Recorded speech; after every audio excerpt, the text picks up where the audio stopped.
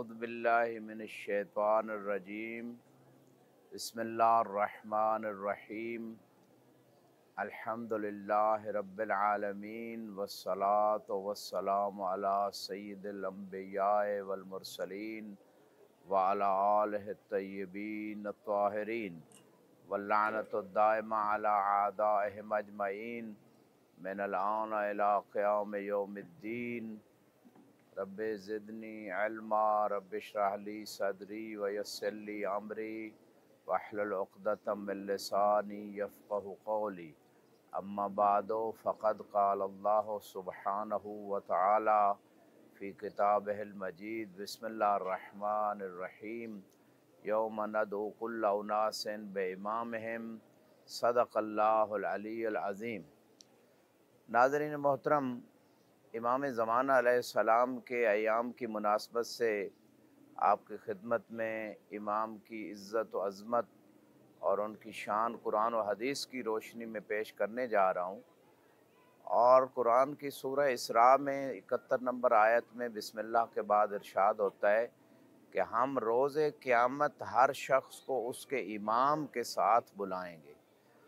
अब सवाल पैदा होता है कि हर ज़माने के शख्स को ये सोचना चाहिए, हर इंसान को गौर व फिक्र करना चाहिए कि उसके ज़माने का इमाम कौन सा है। तो तफसीर बुरहान में, तफसीर अय्याशी में, इसी तरह बिहारुल अनवार में एक हदीस मौजूद है जिसमें अल्लाह के रसूल से तमाम मुसलमानों ने जो उस वक्त मदीना में मौजूद थे मस्जिद नबवी के अंदर, इमाम बाकर अलैहिस्सलाम फरमाते हैं कि जाबिर इब्न अब्दुल्लाह अंसारी ने इस आयत के बारे में सवाल किया। तो इमाम फरमाते हैं कि अल्लाह के रसूल ने जब इस आयत की तिलावत की तो तमाम मुसलमानों ने सवाल किया, अलस्ता इमाम अल मुस्लिमीन अजमईन, क्या आप तमाम मुसलमानों के इमाम नहीं हैं? काला आना रसूलुल्लाह अलन्नास अजमईन, मैं सारे लोगों के ऊपर अल्लाह की तरफ से रसूल बनाया गया हूँ। वलाकिन सयकूनु आइम्मा मिन बादी मिनल्लाहि मिन अहले बैती,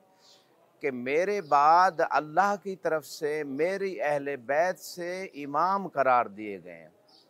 अला फमन तवल्लाहुम, कि जो शख्स भी उन इमाम को मौला और आका मान लेगा, फ़यकून माई व मिन्नी व सयलकानी, तो ऐसा शख्स रोज़े क़यामत मेरे साथ होगा, जन्नत में मेरे साथ होगा, मेरा हमेशा का सहाबी बन जाएगा और मेरी उम्मत से होगा और रोज़े क़यामत मुझसे मुलाकात भी करेगा। अला फमन कज़्ज़बहुम व ज़लमहुम व आना अला ज़ुल्मिहिम फला यकूनु मिन्नी वला माई व आना बरीउम मिन्हु, कि जो शख्स भी इन अहले बैत को झुटलाएगा और उनके ऊपर जुल्म करेगा या जुल्म करने में ताउन करेगा, ना वो मुझसे है यानी मेरी उम्मत से नहीं है, ना मेरा वो सहाबी होगा और मैं उससे बरी हूँ। तो इस रिवायत से वाज़ेह हो गया कि अल्लाह के रसूल सल्लल्लाहु अलैहि वसल्लम ने जिन आइम्मा के साथ रोज़े क़यामत उन जिन लोगों को हर ज़माने के इमाम के साथ बुलाया जाएगा, जिन आइम्मा की बात है वो अहले बैत अलैहिमुस्सलाम से इमाम है। और दूसरी हदीस में सुन्नी शिया कुतुब में मुतवातिर हद तक ये बात मौजूद है, खुलफ़ाई इस्ना अशर व कुल्लुहुम मिन कुरैश, कि मेरे 12 खलीफे हैं और सब कुरैश से हैं। बाद रिवायत में मिन बनी हाशिम, सब बनी हाशिम से हैं। तो इस तवातुर वाली रिवायत से भी कतअन साबित हो गया कि वो 12 खलीफे अहले बैत से हैं और वो 12 इमाम हैं। जैसे कि जाबिर इब्न अब्दुल्लाह अंसारी ने वो तख्ती जो जन्नत से आई थी जनाब सैयदा के पास, जिनके ऊपर 12 अइम्मा के नाम लिखे थे, वो उन 12 अइम्मा के नामों को देखा था और ये वही इमाम हैं जो जन्नत के सरदार हैं, अल हसन वल हुसैन सैयदा शबाब अहलिल जन्नह, कि हसन हुसैन जन्नत के जवानों के सरदार हैं। मुस्तफ़ा ने ये मशहूर फरमान सुन्नी शिया कुतुब के अंदर मौजूद है। इसी तरह एक और मकाम पे भी इरशाद होता है, अल हसन वल हुसैन इमामान कामा और कादा, हसन और हुसैन दोनों इमाम हैं, चाहे हालत जंग में हूँ या हालत हुदना में हूँ। इसी तरह मौला अली अलैहिस्सलाम के बारे में है یا علی انت قسیم الجنہ والنار، اے علی جنت اور جہنم آپ تقسیم کرنے والے ہیں۔ تو یہ ساری روایات کو اگر جمع کیا جائے، اس آیت کو جمع کیا جائے، تو ہر مومن پہ، ہر انسان پہ لازم ہے کہ 12 ائمہ کی معرفت بھی حاصل کرے اور 12 ائمہ علیہم السلام کی اطاعت کرے اور ان کو اپنا امام مانے، اور خصوصاً اپنے وقت کے امام کی معرفت حاصل کرے۔ ورنہ جیسے کہ بعض سنی کتابوں میں بھی صحیح مسلم میں روایت ہے، اور اسی طرح احمد ابن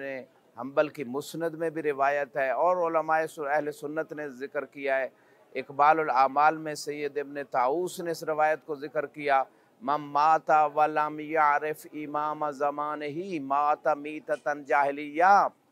کہ جو دنیا سے چلا جائے اور اپنے وقت کے امام کو نہ پہچانے، وہ جاہلیت کی موت مر گیا۔ تو اب جاہلیت کی موت کفر کی موت ہے، شرک کی موت ہے۔ تو جو شخص اس کفر و جہالت و شرک کی موت سے نکلنا چاہتا ہے، اسے اپنے وقت کے امام کو پہچاننا چاہیے۔ ڈاکٹر اقبال کے نواسے نے جو ہے نا اسی حدیث کو جب پڑھا تو انہوں نے سوال کیا کہ وہ کون ہے ہمارے وقت کے امام؟ تو جب نہیں بتایا گیا تو پھر اسی در سے اسے جواب ملا، اس عالم سے جواب ملا کہ جو اہل بیت کے در سے علم لے رہے تھے۔ تو پھر وہ آخر میں شیعہ ہو گئے، جیسے ڈاکٹر اقبال بھی اپنی آخری زندگی میں ان کا اشعار بھی بتا رہے ہیں، وہ شیعہ ہو گئے۔ تو کہنے کا مقصد یہ ہے کہ امام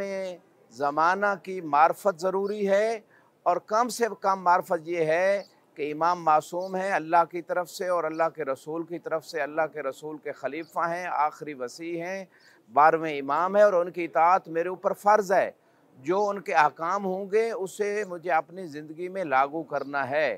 تو یہ وہ روایات اور اس ایک آیت کے ضمن میں آپ کی خدمت میں جو میں نے پیش کی، اب ہر